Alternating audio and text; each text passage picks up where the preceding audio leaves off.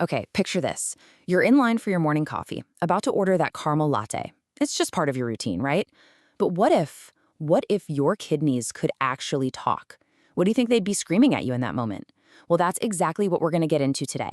What really happens to your body, specifically your kidneys, when you ditch sugar for just 1 month.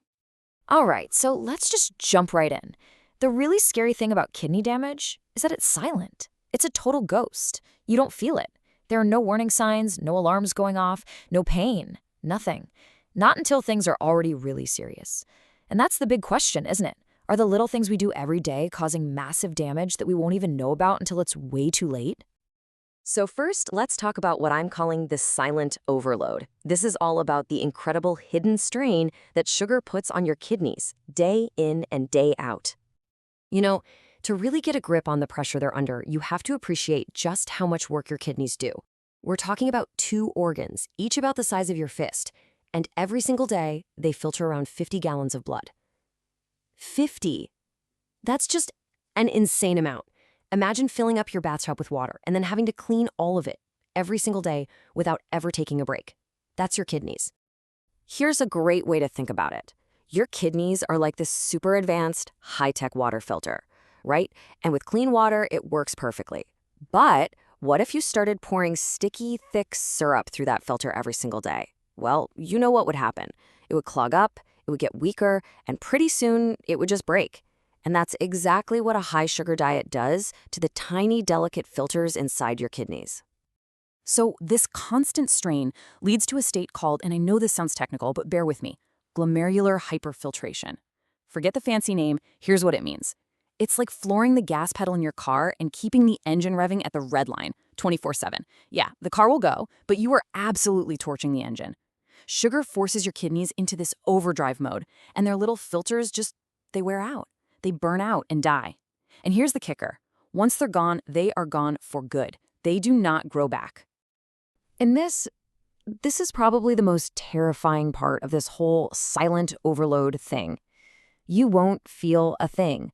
No symptoms, no swelling, no fatigue, nothing at all, until about 70% of your kidney function is already gone. Just let that sink in.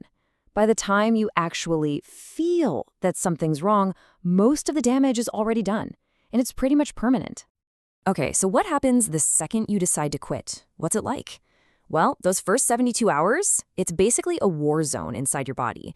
You've got your brain having an absolute meltdown, and at the same time, your kidneys are finally getting to take a breath. So while your brain, which is basically addicted to the stuff, is throwing a full-on tantrum, we're talking headaches, insane cravings, you name it, your kidneys are having a quiet little party. The pressure they've been under just immediately eases up. The stress goes down. The recovery process actually begins. So even if you feel awful on the outside, you have to know that something really, really good is happening on the inside. All right, now let's get to the main event, right? The 30-day transformation. We're going to look at the actual measurable healing that happens in just 1 month. And trust me, these changes can happen a lot faster than you'd probably guess. So here's a look at the healing timeline. In just the first few days, these things called AGs, they're basically sticky molecules that literally age your kidneys, they start to drop. Then by the 2-week mark, your blood pressure can actually start to come down.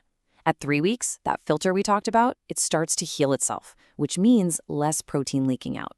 And by day 30, the overall inflammation throughout your body starts to fall. It's a step-by-step process. Let's zoom in on that 2-week mark for a second. See, high insulin from all that sugar makes your kidneys cling to sodium and water, and that's what drives up your blood pressure. But when you cut out the sugar, that whole process goes into reverse. Your kidneys finally let go of all that excess water. This can directly lower your blood pressure and even reduce swelling you might have in your ankles.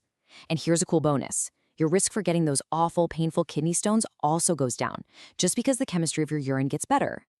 Now, for week 3, let's go back to that filter analogy. Think of it like a screen door, okay? Its job is to keep the bugs out, but let the fresh air in. Well, sugar is like something that comes along and just starts poking holes in that screen. And now important stuff that should stay inside, like protein, starts leaking out of your blood. When you quit sugar, you're essentially giving that screen door a chance to repair itself. You're plugging up the holes. Look, a 30-day break is amazing. It's powerful. But what about the long game? What about beyond those 30 days? Well, this is where we start to see how this one single choice can literally help you sidestep some of the most serious diseases out there. I mean, look at this path. It's a straight line. Constantly eating a lot of sugar drives insulin resistance. That, in turn, leads directly to type 2 diabetes. And what's the #1 cause of kidney failure on the entire planet? Uncontrolled diabetes. It's a crystal clear chain reaction, and it all starts with what you're eating. And if you don't break that chain, the end of the line can be dialysis. And we really need to be clear about what dialysis is.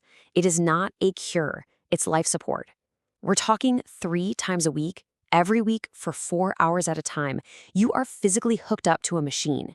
Your entire life starts to revolve around those appointments. Your diet becomes incredibly restricted, and you're dealing with just constant crushing fatigue. And if you want to put this in the starkest terms possible, just look at this comparison. The 5-year survival rate for someone who starts dialysis is only about 35%. That is significantly worse than the average survival rate for all cancers combined. Let that sink in for a moment. This is the reality. This is what we're trying to prevent here. So, this all brings us to a choice, doesn't it? After seeing the damage, but also seeing the incredible potential for healing, what does it all mean for you, today, right now? And here's the most important thing to remember. This 30-day challenge, it's not some magic bullet. It's not a cure. The damage from years and years of high sugar isn't just going to disappear in a month. But that's okay, because 30 days isn't the finish line. It's the starting line. It's your body giving you powerful proof of what it's capable of, how it can heal. And it's your chance to build new habits that can last a lifetime. Which brings us all the way back to the beginning, back to you standing in that coffee shop. If you could see right now in real time what was happening inside your body, if you could literally watch your kidneys struggling to deal with everything, would you still order that caramel latte? Or would today be the day you finally make a different choice?